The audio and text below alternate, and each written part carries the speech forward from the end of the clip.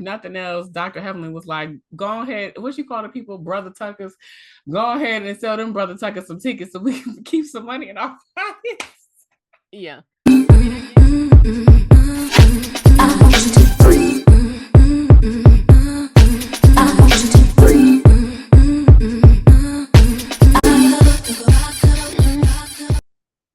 Hello, friends. We're back for Black and Curious. I'm Kendrin.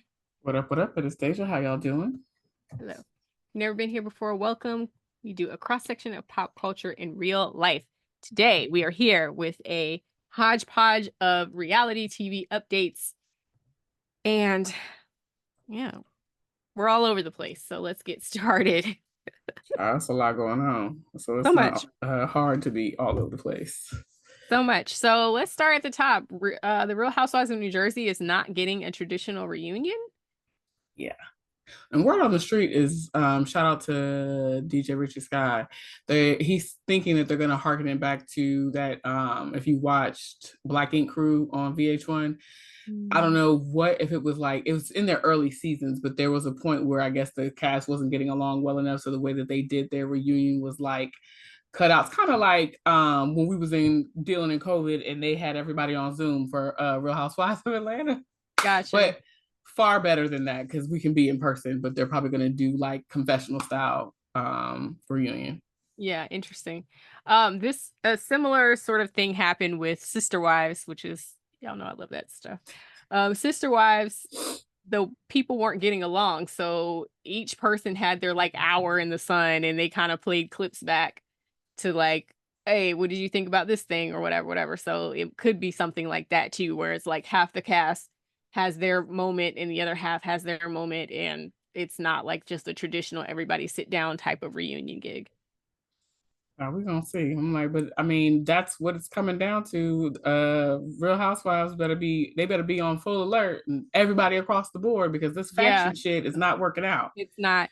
And Andy basically was like, I think it was Andy, but basically said, reunions are a time for resolution, that we get down to the nitty gritty, we talk through the issues, and we come to a resolve, and there will be no resolve, and we are clear on that.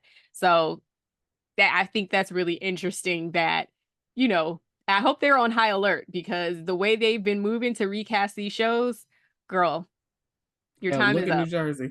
Your time and is Atlanta up. And is whatever, on the brink. yeah. So some of y'all gonna have to go.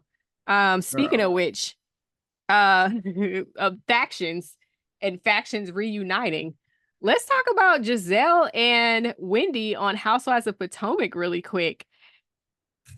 Apparently, Gizelle was at Wendy's 40th birthday party and they were like carrying on and dancing together. And I'm like, okay, the girls got the memo. Like, we're not going to tolerate this two sides too much longer. No. So if y'all going to be on the same program, you're going to get up here and you're going to act like you like each other, or at least like you can be in the same room together. Right. I think that it's a go along to get along situation. Of course it is. And Gizelle's not getting ready to mess up her bag. She is a Virgo after all. And neither is Wendy, frankly.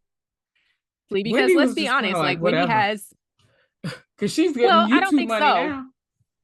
Well, yeah, she has TV appearances and she does all the things, and that's fine. But like, I feel like for the way she's trying to transition her life, and it seems like she's trying to transition out of those serious spaces, like super hyper serious spaces, and into more creative endeavors.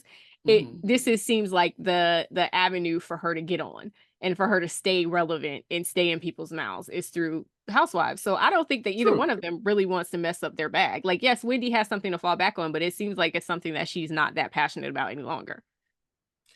I mean, in terms of her initial career, but looking at her hopping on that YouTube bandwagon, it's a lot of money to be made in the YouTube streets, and the housewife girlies are capitalizing on that. Yes, but I think we will see, or we have seen, honestly, that a lot of that is contingent on you being active on a show. Like, yes, some people, if you're like a housewife girly who's like an OG, like a Tamra or somebody, but I can't imagine that anybody would want to listen to Teddy without Tamra. I can't imagine that anyone would want to listen to Robin without Gizelle. And I don't know that anybody would listen to Gizelle if she wasn't on the show. So it's like, some of this money is contingent on them being on the show. actively involved in the show. Yeah. I think that Robin and Gizelle, I don't know if they have gotten onto YouTube with Reasonably Shady, but they should be. Yeah. They should be. Like Well, that, I'm y'all thinking missing more the like bag. media, podcasting, YouTubing, all the things. So I'm using that collectively as like a whole, universe of media. But I think some of that money comes as a result of them being on the show. For sure. For sure. So, do you want to go back to New Jersey for this story about Caroline? The Manzos? So the Manzos have a whole lot of drama and chaos and confusion going on. Recently, former housewife of the early years of New Jersey, Dina Manzo, she's no longer a Manzo. I don't know what her last name is now. But either way, if you watch the first seasons, then you remember Dina. She was on like maybe seasons 1 through 3, if that. Like she skipped a season and then she came back. Whatever. She and her sister Caroline in later seasons. I think Dina came back at like season 10 or something too. She came back randomly like later in a later season. Like as a friend, right? No, I think she was on for real because her and Teresa are like besties or were besties. I think they still are besties because remember Teresa didn't have Dolores at an event because Dina was going to be there. Yeah. And I want to say it was one of her events surrounding her wedding. I think so. So the story goes that Tommy Manzo, Dina's ex-husband, was recently found guilty for dealing in the illegalities. He basically hired someone to off Dina's new now husband. I think at the time they might have been just dating. And so I think that also is what prompted Dina and him to move across the country because they now live in California. Yes. So this just popped up on my radar because I was like, damn, I remember when there was conversation. I don't know if it was on The Housewives or another spinoff that Caroline was on, where Caroline was saying, don't talk about my family, like we're thick as thieves. Yeah. But it was in reference to the situation between her sister, her brother-in-law, and whatever was going on. So basically, by way of background, Dina and Caroline are sisters and they married brothers. Yes. So, and the brothers wasn't even married the Dina and the Tommy were not even married that long. I think they were engaged when they were on the show, and then like that first season, and then they got married, I guess somewhere in the second season or whatever. But like they weren't married more than I would say maybe 3 or 4 years. It's kind of crazy when you think about it. Yeah. If you are like into the Housewives lore of it all. Mm-hmm. Yeah. So. Yikes. The last thing I had was a bullet point, should have been a separate one, about the Housewives, is Teresa and Louis spending all her coins. So it is being alleged on the TikTok streets that Louis has all these fake LLCs, and he has the home that they live in, that they're filming in, he has put it in an LLC and took her conveniently, like the day that they got married or whatever have you, took her name off of the home and all that kind of stuff.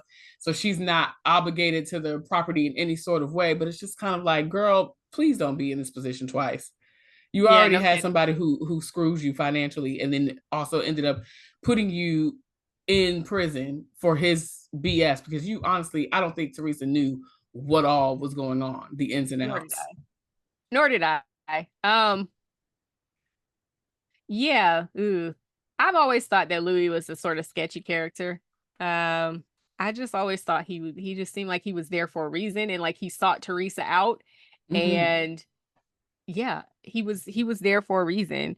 I mean, I will say it's nothing inherently illegal about putting a house into an LLC, but it could be sketchy depending on what you're doing and the reasons why you're doing it. Like, it's I'll drop the little TikTok reporters, the sleuths over on TikTok. I will drop their videos into the comments if you want to see what I'm talking about.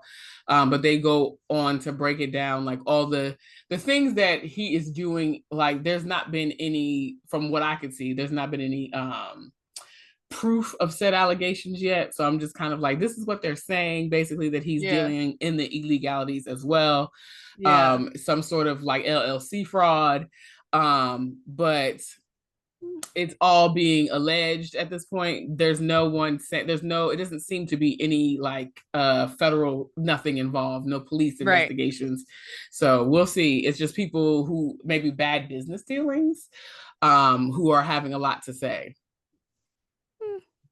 We'll see. TBD. That's this. Everything is alleged here. Everything is alleged. Yep. And that And will I be at the just, bottom. yeah, I know that there are legitimate reasons for doing that kind of stuff. Like if Yeah. you're starting investments and like if you're going to run it as an investment business or whatever, or if you're doing a lot of business out of your house, which honestly, I think it could stand a reason that you would put your house in the LLC if you're filming housewives out of it. I mean, Honestly. Ashley's house is in the LLC. So, and in writing it They off never told me. as, or at least writing a portion of it off as like a business expense. I think that Yeah. stands to reason. But why However, take her name off of it? That's the part that I'm like, are you doing well, sketchy business? it could be that both their names are on the LLC, or you don't know what the deed and mortgage and all of the other paperwork situation is. So Yeah. again, that's speculation, and I know there's lots of legitimate reasons that you could do something like that. I'm always sketchy about. This is like an aside for me about me. I'm really sketchy about people on TikTok and other platforms like digging into stuff because there are legitimate reasons that you could be doing things. Like, and a lot of times people are like, "Oh, this looks bad." And I'm like, "That's like sometimes this is legit." Now, these characters tend to be a little shady, and I'll give that.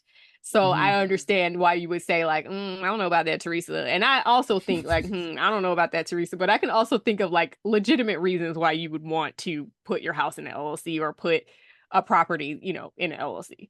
Yeah. Oh, congrats to Ebony K. Williams of Real Housewives of New York, RHONY Yes. fame. She is expecting her first baby. I'm so happy for her. This brought tears to my eyes. I don't know why, but I like it teared me up a little bit because I knew that this was something that she, kind of talked about wanting and, going through the fertility process and the whole freezing of the eggs and all the things. So yeah, and she seems to be very like, and she mentioned as much when she, I forget where I read it. I think I read it on People or whatever, talking about like now that she's established and she's written this like book about wealth and generation and legacy and all of these things. And she really just wanted to have a legacy and a line of her own. And I think that's Yeah. beautiful.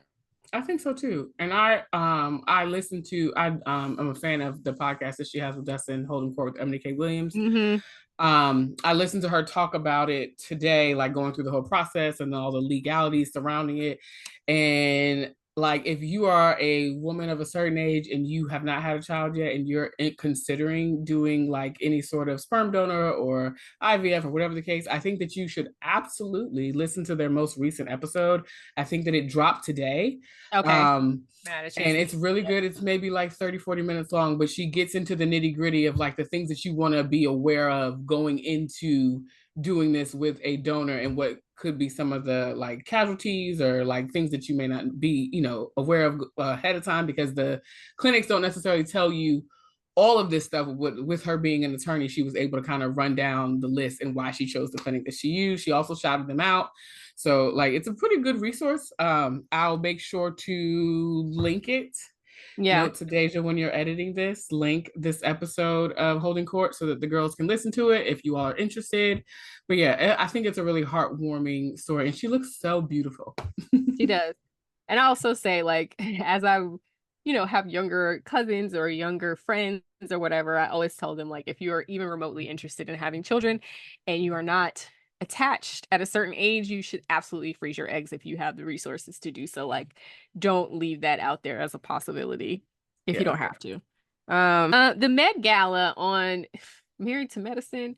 So I saw that they had a flyer and they were inviting the public. I don't know how I felt about that. I kind of felt like that was a little hacky. Hacky. I mean, if the intention is to raise money, I'm sure that them tickets was not nothing to sneeze at. I'm almost certain that people had to pay at least $100 to take it for on the low end. I just thought like, okay, my opinion. We know I'm problematic, so it's fine.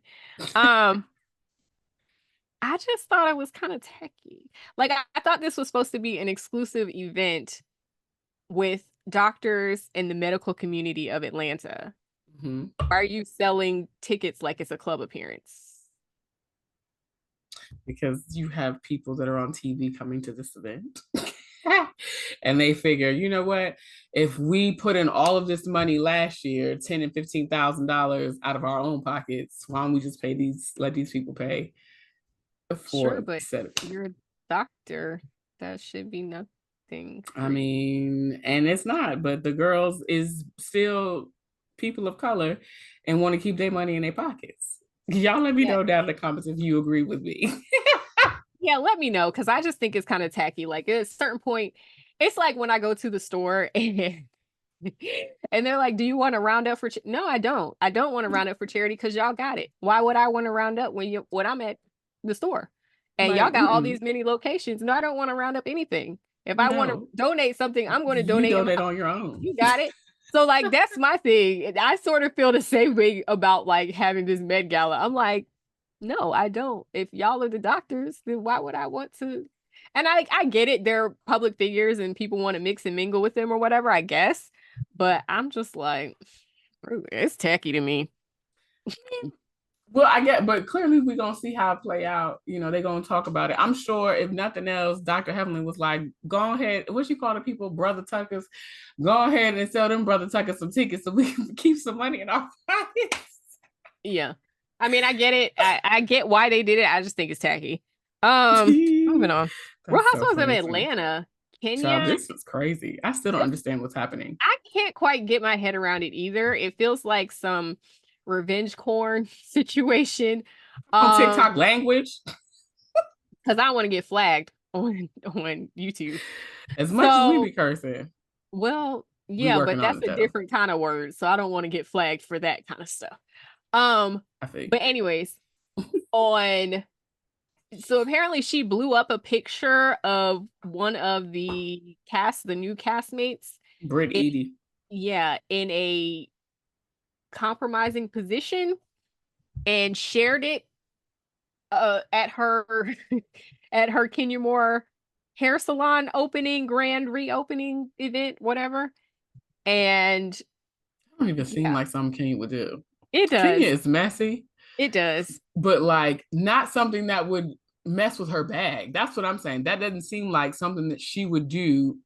Like, do something messy, yes, but f up her bag, no. So this kind of gets to the next point, which was like I was listening to DJ Richie Skye, shout out to him, and he was talking about basically Candiace had posted like the line is constantly moving and everybody was in the comments talking about other essay situations or people who have done things that are out of the ordinary. But I kind of like my first instinct was kind of like, yeah, but they're not going to keep allowing that when they're getting hit with lawsuits left, right, and center about, SA, about, you know what I mean? Like inappropriate behavior and stuff. Like, unfortunately, it fell on at a weird time. But I think that Kenya probably would have been okay 2 or 3 years ago. But now with Bravo in hot water for all of these different allegations, um, even as it relates to like Andy and him mistreating the cast and like all of these different investigations going on, Oh and yeah, Leah with and Nene. Caroline and that whole entire situation that's gotten out of hand. Like they're not going to let people keep mistreating their castmates and being egregious to their castmates and risk a lawsuit. Mm-hmm. I agree. So I think that we're seeing like the reckoning, which is what we've called it before in the past, of like you ain't gonna be able to keep doing stuff to people. And Kenya is one who is in my opinion, Kenya is a lot like Candiace. She provokes situations and then is wants to play victim on the back end. And I've seen her do it enough times that I'm kind of like, maybe you're just suffering consequences, and Bravo is not going to allow themselves to keep getting put on the line for this behavior. Yeah. Like it's giving. I'm not saying she's equivalent to Brandy Glanville because she's not, but it's giving like y'all watch Brandy Glanville be terrible to people year after For year after year years. after year, and then you cast her, and then she assaulted someone. And we have also seen Kenya assault Porsha or antagonize Porsha with the fan on the reunion and antagonize a bunch of situations and in ways that go beyond like a housewife style antagonization, I feel. Mm-hmm. And now I feel like I could be wrong. It feels like they're not going to be willing to risk it all on these people like they used to. And to be honest, they're probably looking to get rid of the OGs anyway because they're making the most bank. 100%. Itching to drop 100%. you off the show. Yeah. Now so they have they a can reason. keep more money. Yeah. And especially if this new cast is working, like they don't need you up there to like disturb the spirit of everybody else. And then with the success of RHONY and how people have taken to this new cast, they're probably like, oh, we'll bet we could do this. Yeah. I feel like a lot of the housewives, and this goes kind of back to the original point that we were talking about with New Jersey, a lot of the housewives are still trying to, the OGs are still trying to play by the old rules, and the rules have changed. Mm-hmm. Mm-hmm. The rules have Girl, the changed. housewives is wearing me out. Well, we ain't there yet, but we gonna get there. Yeah, the rules have changed. Um, the last thing I have is Love and Marriage Huntsville. Congrats to Stormi. So apparently she was the first person to ever hit $1 million in a live sell on TikTok, Oh yeah, I did see that. which is so cool.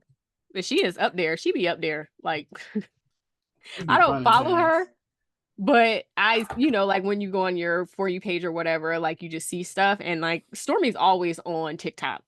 And is she is making the money to be made. I'm like, I want to get my feet up in there again, but then it's like, girl, if they snatch you down, you're gonna be mad. Yeah. Yeah. We're gonna see. So that's pretty much that. I mean, I'm trying to think, was there anything Love and Marriage Huntsville Worthy of talking about. worthy of talking about? And honestly, not really. I will say this, we've talked about this in the past, feeling like they were not eliminating, that's not right. They are kind of diminishing the roles of the Scotts, or the Scotts are diminishing their own role, frankly, on the show because they're kind of amongst themselves in a way. And it seems like the universe of Love and Marriage Huntsville is widening, and we Shifting see away from them. correct, and we see this episode, Mel has kind of brought, or in the last couple of episodes, Mel has kind of brought her own group of girlfriends, kind of like, I know I was hanging out with married people because I was married, and now that I'm single, I have my group of single girlfriends, and here they are, and we're going to do stuff together with them. So she's not, and I think this is a good play for her because it's like she's not relying on having a sit down with Tisha or Kimmy or whomever else to like keep Finally. her in the mix. She is finding her own way to stay relevant and in this, not in this circle, but in this show. And I think that's what we've been waiting for, is for her to show up and like be a part of the show, even if it's not a part of the group, but a part of the show. Like, so I think she's doing that. I still strongly believe that they're building a world around Stormi. And the whole Destiny and what's his face? Moses situation is happening with Sunny on the side. So it's like the Scotts are essentially arguing about small potatoes in a way. It's like they're arguing about the fact that Maurice and Kimmy want to build a new property, and they're arguing about whether Marceau is going to do it. And it's like, girl, we've been there before. We know why y'all don't like to work with Marceau and Tisha, and why are we having this same conversation when everybody else is moving their storyline forward? Right. Like, don't let's know. move around, find somebody else. But I think the other thing too is it's like they trying to get that family discount. But baby, if they don't ever come through with the work, or if you got to go through all this hoopla to get the discount, it ain't worth it at the end. Well, I think that's sort of Kimmy's thought, is like, listen, if you don't have time to do it, if you're not gonna finish it, just say that. And please submit your bid so we can do this on the up and up. We don't need your discount. I just want the work to get done. And please don't put me at the end of your list, because if you're going to do my work, you're going to do it. Period. But also, like, that is not an interesting storyline for reality TV. God bless. Like, everything else that's going on. That's HGTV. Correct. Everything else that's going on Love and Marriage Huntsville is a lot more interesting than the Scotts arguing about the next building that they're going to build. Well, so I guess we'll see what happens come next season. But Carlos be loving his cast, so I don't imagine that he's going to cut everybody out. I don't think so either. I don't think that he's going to cut them out, though. I think maybe he might lessen their roles. But yeah, it could be a lessening of the roles. It could be one couple stays on full time and one comes on as like a friend and a friend of role. I could see that, especially if like Kimmy and Maurice are moving more into real estate, them kind of taking a side step and being like, hey, I don't want to do this full time anymore. Well, we gonna see. We're gonna see. All right, get down in the comments. Let us know what you think about what is going on in the reality TV universe. Let us know what you're watching as well, so we can kind of catch up with you all. Please do. And in the meantime, like, comment, subscribe, and we will catch you next time. Bye, y'all. Bye.